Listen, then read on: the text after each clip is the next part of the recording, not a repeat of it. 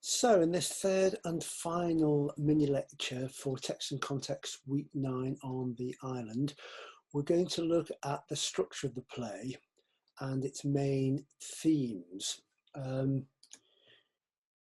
Now the play was first performed on the 2nd of July 1973 at a place called The Space in Cape Town.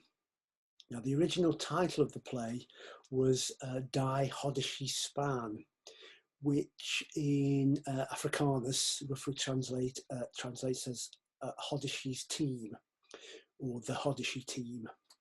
Now Hodishi, remember, is one of the prison's chief warders, one of the particularly notorious and harsh of the warders in the prison. Now we have John Carney and Winston Nashona in the lead roles when it was first performed in July, and when it toured around afterwards. Carney and Nashona performed it many times in various different locations. They came to London, went to New York.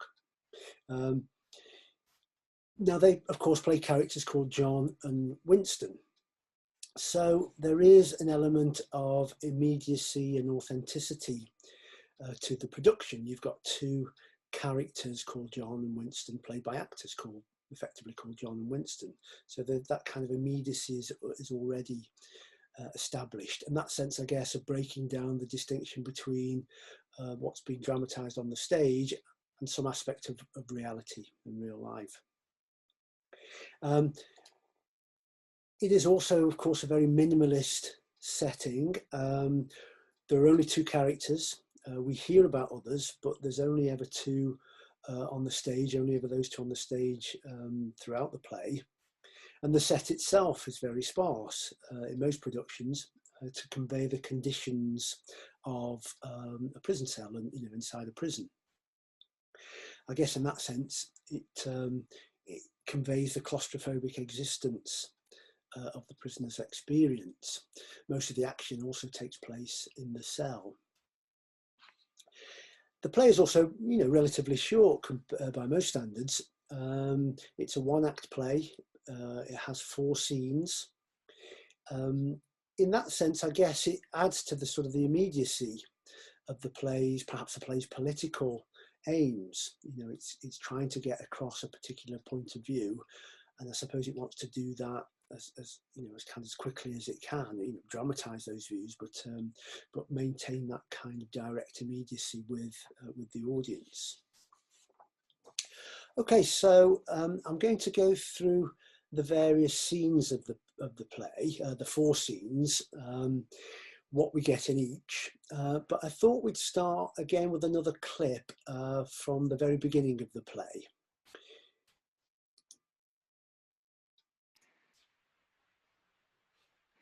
So as we can see from this clip, this gives us a sense of the minimalist setting of the play. This is when it was actually produced in Cape Town in 1973.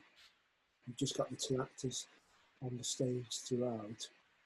And this is how the play opens. A very kind of dramatic opening, I guess. No dialogue here. Nobody speaking, but you get this sense, this tableau to try and reflect the manual labour that was involved in the prison at the time.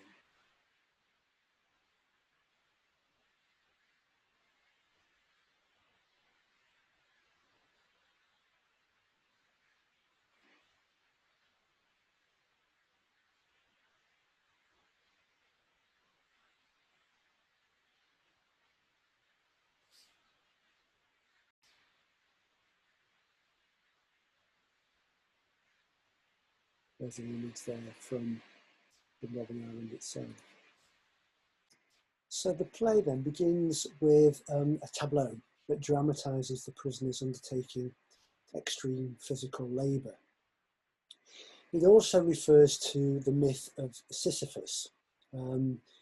Now, in this classical Greek myth, Sisyphus's task, not easy to say, Sisyphus's task is to roll a boulder up a hill, very, very steep hill, and he's rolling the boulder up there. But just as he gets to the top, it always kind of falls back down. He stumbles and it falls back down again, and he has to repeat the task endlessly. In the classical Greek myth, this is a punishment meted out by the gods.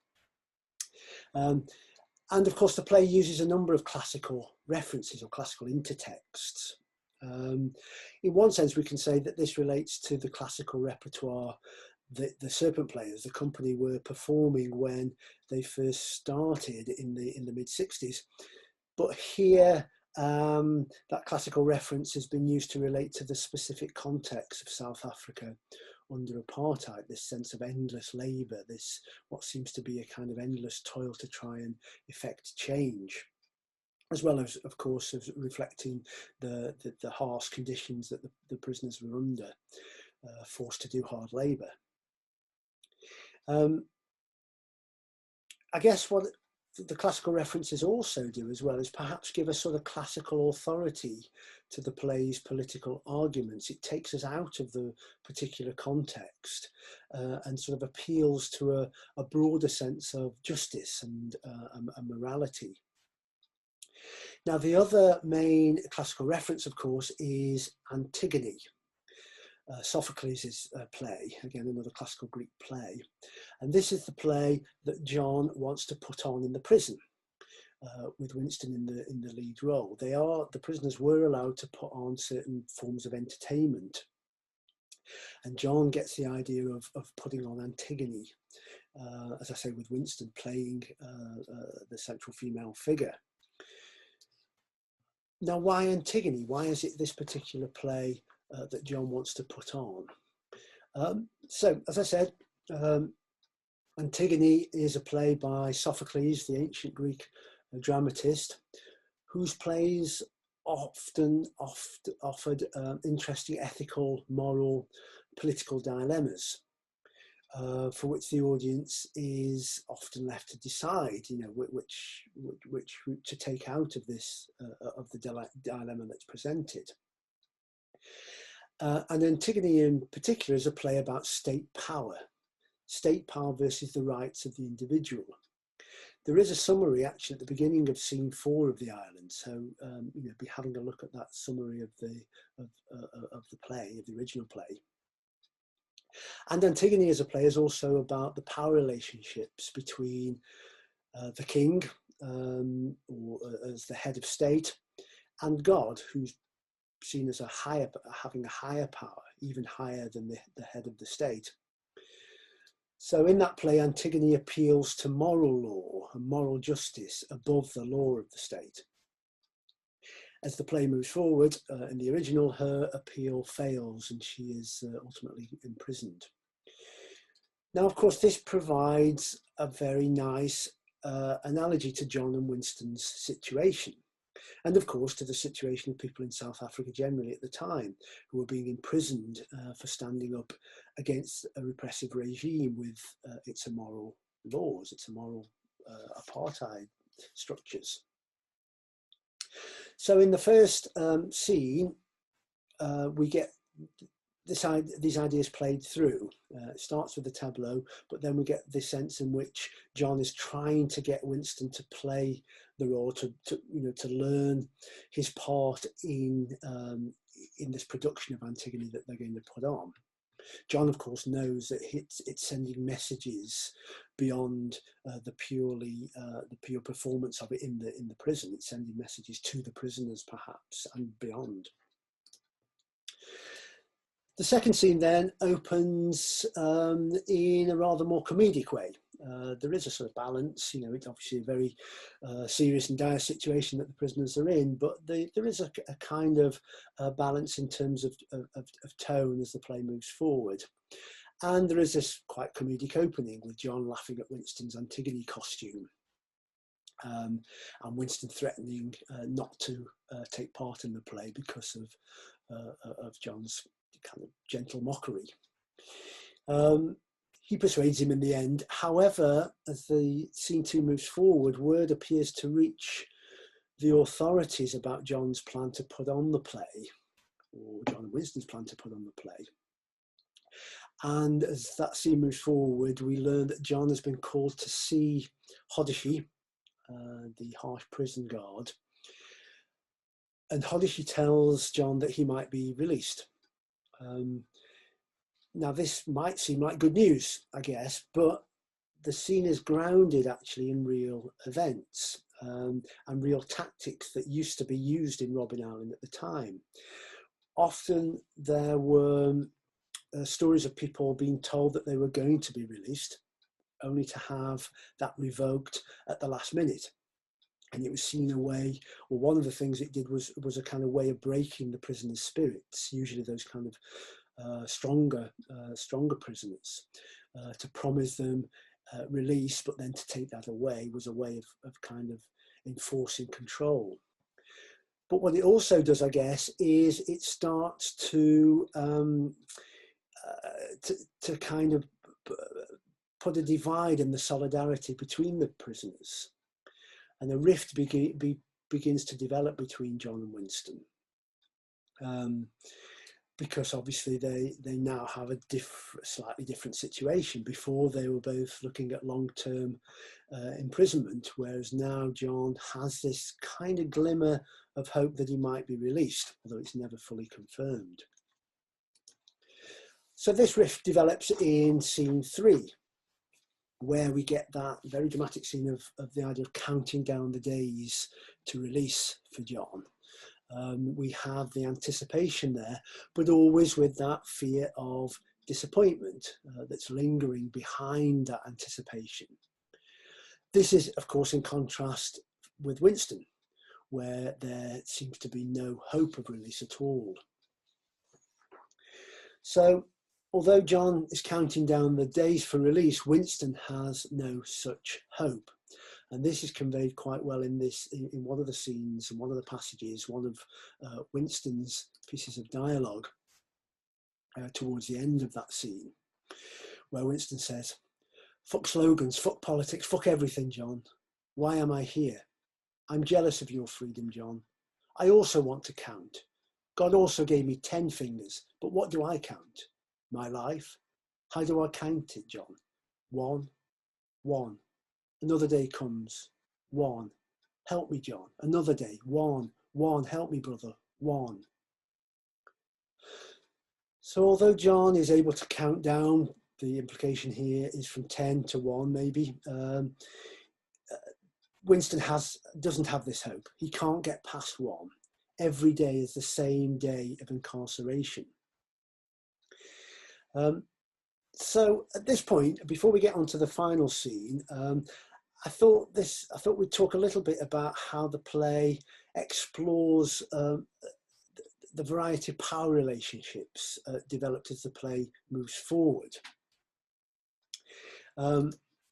So we can think of this in a number of ways. We've got the quite, I suppose, the obvious ways, in the sense that Hodishi, who is the nickname for the harsh prison warder, has power over the prisoners. The guards have powers over the prisoners in a very direct, material way.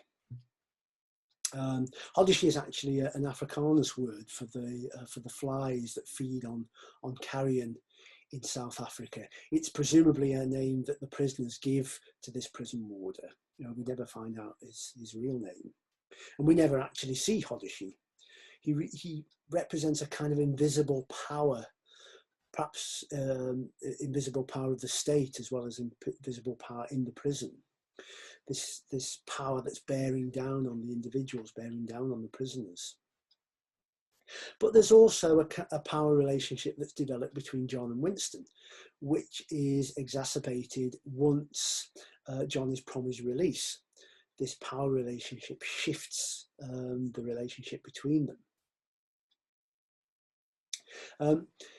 So I wanted to talk a little bit at this stage about the idea of surveillance and control, about the idea of being watched, about the kind of almost the invisible force that Hodishi, in one sense, but also the power the state has over the prisoners, who can't literally be seen when they're in their prison, but they can be controlled.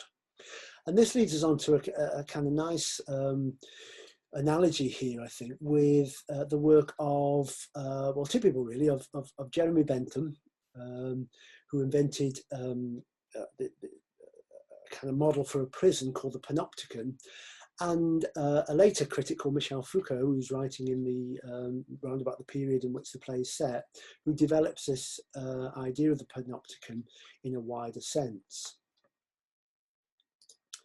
So the panopticon then is a model prison developed by Jeremy Bentham, an 18th century philosopher and social theorist.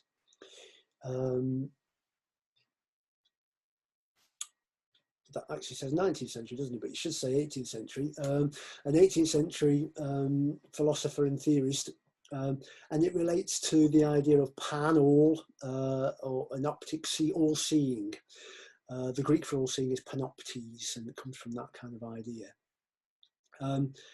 And the design of this prison allows for the way it's designed is that you have a set of cells, prison cells, which are not enclosed, but actually are all facing inwards with glass screens inside. So all the prisoners can be seen from a central observation tower. And in this model, all the prisoners never know, or all of the prisoners never actually know whether they're being watched by a prison guard who's in the centre of the prison. I'll show an image of that in a moment. Now, Hodeshi, I guess, in the island performs this role of the kind of the all-seeing observer in the island. Although Robin Allen wasn't designed in this particular way, it becomes a kind of analogy for the sense of power and control and surveillance that is not necessarily observed, but is absolutely still powerful. That's an image of a particular prison that was that was built, where you get that central tower and all the cells are facing inwards. So this kind of sense of control at a distance. Now, Michel Foucault, French philosopher and cultural theorist, develops the concept of the panopticon as a metaphor, but a larger metaphor really, for the way surveillance and control can be produced by in the whole of a society, not just in the prison context.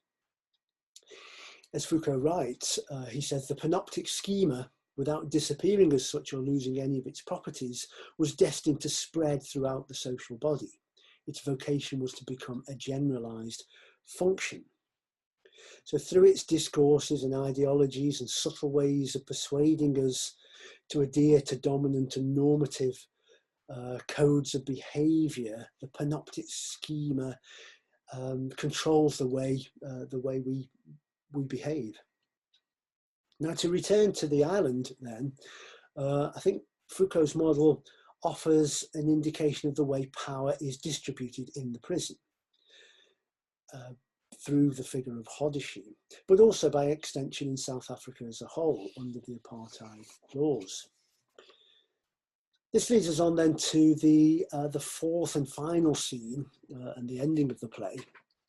Now, that fourth scene, as I mentioned earlier, starts with a kind of summary of the plot of Antigone, of the original Antigone, as it's being performed in this very appropriate context. And Antigone's speech right at the end of the play parallels the political situation in South Africa. As he says right at the end, I go now to my living death, because I honoured those things to which honour belonged. Brothers and sisters of the land, I go now on my last journey. I must leave the light of day for the island, strange and cold, to be lost between life and death forever. So to my grave, my everlasting prison, condemned alive to solitary death. Kamato phezulu, kamato phezulu, ini kukubona, my country, my home, my people. Time stays no longer. I go now to my living death, because I honor those things to which honor belongs.